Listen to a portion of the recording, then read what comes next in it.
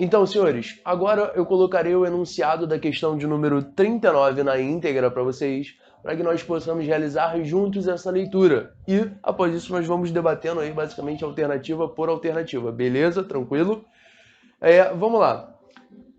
Em 1820, o físico dinamarquês Ørsted montou um experimento que consistia em um circuito elétrico simples constituído por uma bateria, fios de cobre e uma chave que permitia a ele abrir ou fechar o circuito. Tendo colocado próximo a um trecho retilíneo do circuito algumas bússolas, notou que, ao fechar o circuito, as bússolas ali colocadas sofreram uma deflexão, o que permitiu a ele concluir que, letra A, ao quebrar um ímã em pedacinhos, cada pedacinho será um novo ímã com polos norte e sul magnéticos.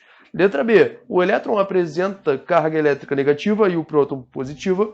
Letra C, a Terra apresenta polos magnéticos norte e sul. Letra D, corrente elétrica gera campo magnético. Letra E, corrente elétrica gera campo elétrico. Então, senhores, eu acredito que a grande maioria dos alunos tenha marcado, por exemplo, letra B, né? Onde o enunciado me garante que o elétron tem carga negativa e o próton tem carga positiva. É uma informação extremamente conhecida pelos alunos. Então, muito aluno emocionado viu essa alternativa, marcou e partiu para a próxima. Quando conferiu o gabarito, infelizmente, estava errado, né? Então, basicamente, você tinha que ter uma malandragem, porque todo o enunciado da questão vem falando um pouquinho sobre eletromagnetismo. Ou seja, o que é o eletromagnetismo? São basicamente propriedades magnéticas que se interam com propriedades elétricas, perfeito? Eu sei que antes de você chegar nesse campo mais especificamente, você tem que passar pelo magnetismo. Basicamente onde você começa a estudar o que é um ímã, ímã natural, ímã artificial, quais são as propriedades desses materiais. Você começa a estudar isso daí com calma até chegar nesse campo, tá? Então, vamos lá. Vamos bater alternativa por alternativa para que a gente possa marcar qual foi o gabarito estipulado pela banca do concurso, beleza? Então, olha só. Na letra A, basicamente, o enunciado falava que ao quebrar um ímã em pedacinhos, cada pedacinho será um novo ímã com polos norte e sul magnéticos. Gente, isso, aos olhos do magnetismo, é uma pura verdade.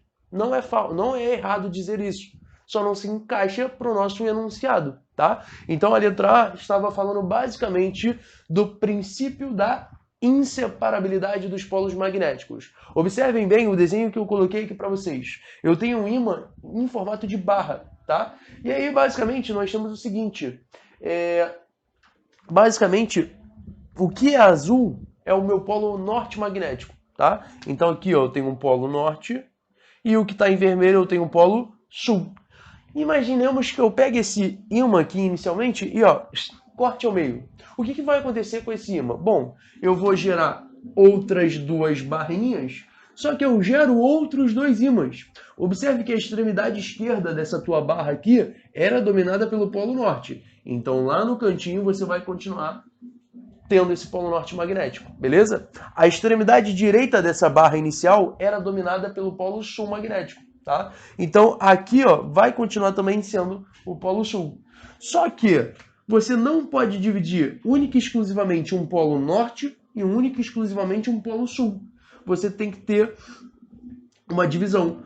Um pouquinho dessa barra vai ficar de fato com o polo norte e o outro pouquinho vai ser criado o polo sul. Ou seja, os próprios elétrons internamente vão resolver essa parada aí, tá? Então, ó, da mesma forma que aqui eu tive o polo sul, da metade para lá eu tive que desenvolver um polo norte magnético. Ou seja, se você quebra um ímã, você gera outros dois ímãs, beleza? Carelli, se eu quebrar esse carinha aqui, vai acontecer isso de novo? Vai! É um processo praticamente infinito, tá? Então, ó, quebrei esse ímã, gero outros dois. Quebrei esse outro ímã, também gero outros dois. E assim sucessivamente, tudo bem? Então, a letra A, ela não é falsa aos olhos da física, porém, como eu já disse, ela não responde ao meu enunciado, tudo bem? Vamos lá na letra B? A letra B, ela já vem falando sobre eletrostática, perfeito? Para eu responder a letra B, eu precisava conhecer basicamente a estrutura atômica. Como que é a estrutura atômica explicada para os alunos do ensino médio, por exemplo? Ela consiste no seguinte, ela consiste numa região nuclear, onde eu concentro basicamente, ó, prótons e nêutrons, beleza? Ao redor desse núcleo, nas eletrosferas, eu tenho a movimentação de elétrons. Então, condensados no centro do teu átomo, no teu núcleo, você encontra o próton, que tem a carga positiva, tudo bem? E você também encontra os nêutrons, que têm as suas cargas nulas, né? Uma carga elétrica igual a zero, beleza? E ao redor desses dois caras, ao redor desse núcleo atômico, você vai ter os elétrons portadores de cargas negativas, tá? E aqui eu trago algumas curiosidades para vocês. Basicamente, a carga do meu elétron, ela pode ser igual à carga do meu próton, contanto que os valores estejam em módulo. O que é o módulo de um número? Bom, módulo de mais 3, por exemplo, continua dando 3. Módulo de menos 3 vira mais 3, não é isso? Então, o módulo ele tem o poder de deixar qualquer número positivo. Se o número for positivo, continua sendo. Se o número for negativo, vai passar a ser positivo. Então, se eu modular a carga do elétron, que é um valor negativo, eu vou ter que ter um valor positivo, tá? Então, o elétron basicamente tem essa semelhança ao próton. As suas cargas em módulo são iguais, tá? Igual a 1,6 vezes 10 elevado a menos 19 Coulomb, tá? Coulomb é basicamente a unidade no sistema internacional para carga elétrica. Então, se a gente quiser colocar aqui embaixo para você não se esquecer, você tem o Coulomb. É uma singela homenagem ao cientista francês, ao físico francês Charles Augustin de Coulomb. Tem até uma lei na física, né, com o nome dele, tá? Vocês aprendem um pouquinho mais para frente. E também aqui uma outra característica é que a massa do próton, ela vale aproximadamente 1.800 vezes, né, a massa do elétron. Ou seja, o próton que está aqui no teu núcleo, ele tem uma massa muito elevada em relação a esses caras que estão circulando aqui. Tu já percebeu que quando você estuda química, no estudo da química, quando você está na parte de ligações, né, ligações iônicas, ligações covalentes, você tem basicamente a movimentação de elétrons. Ora você empresta um elétron, ora você cede de vez esse elétron, ora você está recebendo um elétron. Você nunca fala que está cedendo ou recebendo um próton. Você sempre vai falar elétron, tá? Por quê? O próton é muito mais maciço do que o elétron, então é muito mais difícil você ficar movimentando ele. Além do mais, por esse cara estar aqui no teu núcleo, nessa região nuclear, a gente diz que entre o próton e o nêutron aqui vai existir uma força nuclear, uma força extremamente intensa, beleza? Enquanto entre os elétrons e os prótons, aqui ó, tem cargas elétricas opostas, tudo que é oposto se atrai, tá? Então o que conecta, né, o que mantém esse elétron circulando aqui ao redor do teu núcleo atômico é basicamente uma força de interação elétrica com os prótons que estarão lá no teu núcleo. Repara no seguinte, vocês podem aprender isso até mais na frente, mas dando uma dica, a força elétrica ela é muito, muito, muito menos intensa do que uma força nuclear, tá? Mais um motivo para você apenas realizar movimentação dos elétrons. Todos os processos de eletrização que vocês também estudam na física, eletrização por contato, eletrização por atrito e eletrização por indução, todos esses processos em geral, eles são realizados por meio dos elétrons e nunca dos prótons, beleza? Tranquilo? E aqui na letra C, basicamente ele fala pra gente que a Terra apresenta polos magnéticos norte e sul.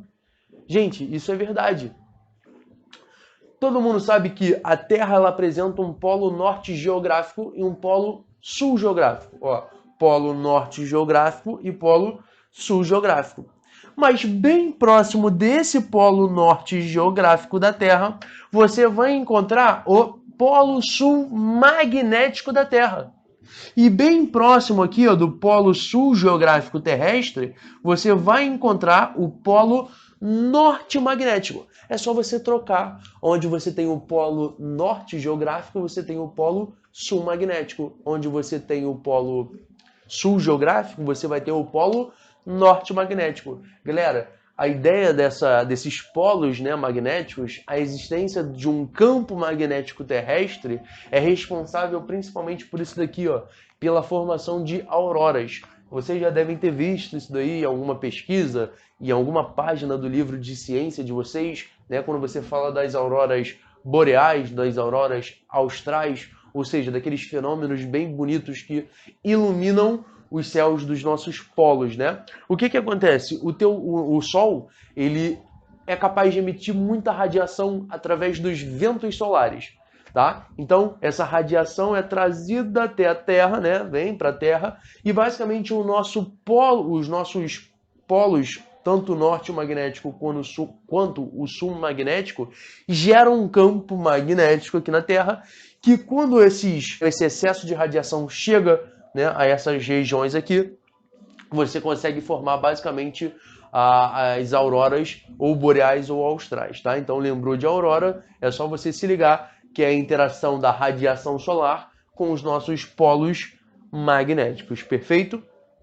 Então, galerinha, já na letra D, ele fala pra gente que a corrente elétrica gera campo magnético. Bom, nessa letra D, a gente vai falar um pouquinho então sobre o experimento de Ørsted. Olha que coincidência, né? Parece muito com o nome que já foi falado no nosso enunciado, não é isso?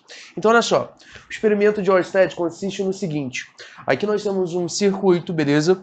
Com uma bateria, né? Um gerador elétrico. E aqui existe uma chave, tá? O que essa chave faz? Ela pode ser aberta e aí você cria um buraco no circuito. Se você tem um buraco no circuito, não é permitido a passagem de corrente elétrica, beleza? Mas se você fecha essa chave aqui, você permite a passagem de corrente elétrica. Você permite a movimentação de cargas elétricas, perfeito? Então o que acontece? Enquanto essa chave estiver aberta, a bússola que for colocada próxima a um trecho retilíneo desse teu circuito, ela vai ficar paradinha, ela vai ficar bonitinha ali, em equilíbrio, tá? Agora, se você experimentar, por exemplo, fechar esse circuito aqui, ó, trazer essa chave e conectar aqui embaixo, o que acontece imediatamente com a sua bússola? Ela vai basicamente sentir os efeitos da passagem da corrente elétrica por esse fio aqui, ó. Beleza? Então você já sabe que pelo teu fio vai haver passagem de corrente elétrica e se pelo fio haverá passagem de corrente elétrica, ao redor desse fio serão criadas, né, regiões de campo magnético, tá? Então, passagem de corrente elétrica por fios geram ao redor desse fio campos magnéticos, tá? Ou seja, quer dizer que essa tua bússola vai sofrer a tal da deflexão. Ela vai perder aquele equilíbrio magnético, né? Ela vai ficar vibrando enquanto houver passagem de corrente elétrica, perfeito?